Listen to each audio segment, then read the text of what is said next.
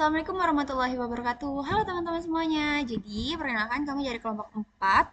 Tentu saja sebelum itu saya akan memperkenalkan diri. Nama saya Ananda Retya Salami. Dan saya di sini tidak sendiri, tentu saja ada teman-teman juga. Yang pertama ada Alicia Humaira, kemudian ada Alia Septiani, ada Najwa Gevira, dan yang terakhir ada Tita Mutiara Sari. Jadi, jangan kami dari kelompok 4 ingin menjelaskan mengenai Grand Banking, menjaga bumi melalui layanan keuangan. Oke. Oke, di sini kami sudah membuat posternya, jadi teman-teman bisa melihat ya, ini posternya ada gambar-gambar menarik yang pastinya tidak membuat kalian bosan untuk mengetahui apa itu Grand Banking.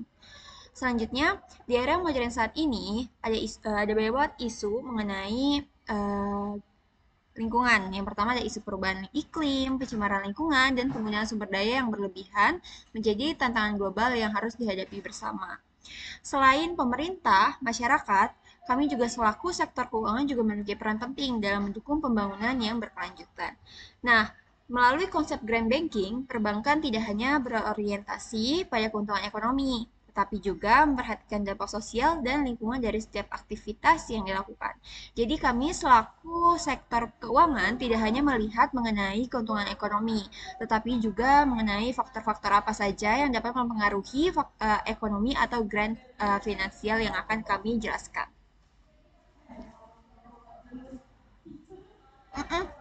Selanjutnya, latar belakang permasalahan. Aktivitas ekonomi dan industri yang terus berkembang seringkali memberikan dampak negatif terhadap lingkungan. Contohnya, seperti meningkatnya emisi karbon, eksploitasi sumber daya alam, dan berbagai bentuk pencemaran lainnya. Dalam kondisi ini, bank memiliki posisi strategis karena bank menjadi lembaga yang menyalurkan pembiayaan kepada sektor usaha. Maka dari itu, bank dapat berperan sebagai agent of change, yaitu agen perubahan yang mendorong pembangunan berkelanjutan melalui pembiayaan yang ramah lingkungan, serta penerapan prinsip keberlanjutan dalam kegiatan operasionalnya. Selanjutnya ada konsep Grand Banking. Grand Banking merupakan konsep perbankan yang mengintegrasikan aspek lingkungan ke dalam kegiatan operasional maupun keputusan bisnis. Konsep ini diwujudkan melalui praktek Grand Finance atau keuangan hijau. Konsep Grand Banking antara lain yaitu yang pertama mengurangi dampak negatif terhadap lingkungan, yang kedua itu mendukung penggunaan energi terbarukan dan efisiensi energi, yang ketiga itu mendorong bisnis dan industri yang ramah lingkungan. Yang keempat itu mendukung pencapaian Sustainability Development Goals atau SDGs. Yang kelima itu menciptakan pertumbuhan ekonomi yang berkelanjutan. Dengan kata lain, Grand Banking berusaha menciptakan keseimbangan antara pertumbuhan ekonomi, keselestarian lingkungan, dan kesejahteraan sosial. Baik, selanjutnya ada analisis ESG. Dalam Green Banking, penerapan keberlanjutan dapat dianalisis melalui konsep ESG, yaitu environmental, sosial, dan governance. Yang pertama, aspek environmental atau aspek lingkungan. Bank dapat menerapkan paperless banking, mengurangi penggunaan kertas, mengurangi emisi karbon, serta mendukung pembiayaan proyek-proyek hijau. Selanjutnya, aspek yang kedua yaitu sosial. Bank memberikan kemudahan akses layanan keuangan, meningkatkan inklusi keuangan masyarakat, serta mendorong literasi digital agar masyarakat dapat memanfaatkan layanan perbankan secara lebih efektif. Selanjutnya yang terakhir, aspek tata kelola atau governance. Bank harus menerapkan transparansi, menjaga keamanan data nasabah, dan menjalankan tata kelola perusahaan yang bertanggung jawab. Ketiga aspek ini menjadi fondasi penting dalam mewujudkan sistem perbankan yang berkelanjutan. Selanjutnya, keterkaitan ESG dalam Green Banking dengan SDGs. Green Banking juga memiliki hubungan yang erat dengan tujuan pembangunan berkelanjutan atau SDGs. Yang pertama, SDGs nomor 11 yaitu menciptakan kota dan pemukiman yang inklusif, aman, tangguh, dan berkelanjutan. Selanjutnya yang kedua, SDGs nomor 12 yaitu mendorong pola konsumsi dan produksi yang bertanggung jawab melalui layanan perbankan yang lebih ramah lingkungan.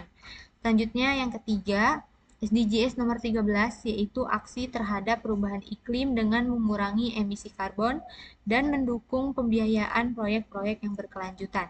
Dengan demikian, green banking menjadi salah satu instrumen penting dalam mendukung pencapaian target pembangunan global.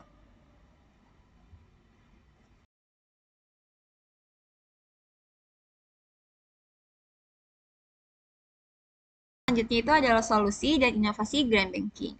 Untuk menunjukkan Green Banking, terdapat beberapa solusi dan inovasi yang dapat diterapkan. Yang pertama itu ada digitalisasi layanan perbankan atau paperless banking, seperti mobile banking, internet banking, dan e-statement yang mengurangi penggunaan pada kertas. Kemudian yang kedua itu ada pembiayaan dan investasi hijau.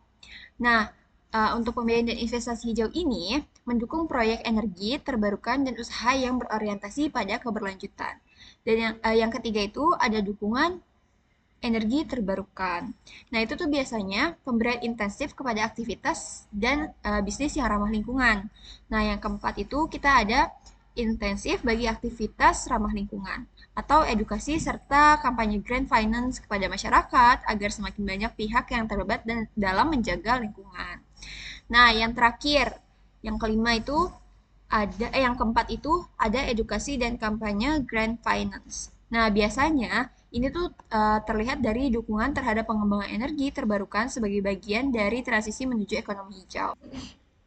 Selanjutnya, dampak yang diharapkan terhadap ESG, penerapan green banking itu diharapkan memberikan dampak yang positif. Dari sisi lingkungan, green banking dapat membantu mengurangi emisi karbon dan penggunaan kertas. Kemudian dari sisi ekonomi, green banking dapat meningkatkan pembiayaan proyek hijau yang berkontribusi terhadap pembangunan berkelanjutan.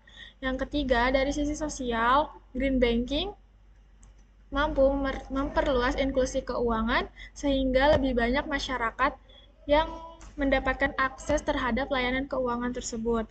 Kemudian yang terakhir dari sisi tata kelola, penerapan tata kelola yang baik juga dapat meningkatkan transparansi perusahaan, memperkuat reputasi bank, serta meningkatkan kepercayaan investor terhadap masyarakat.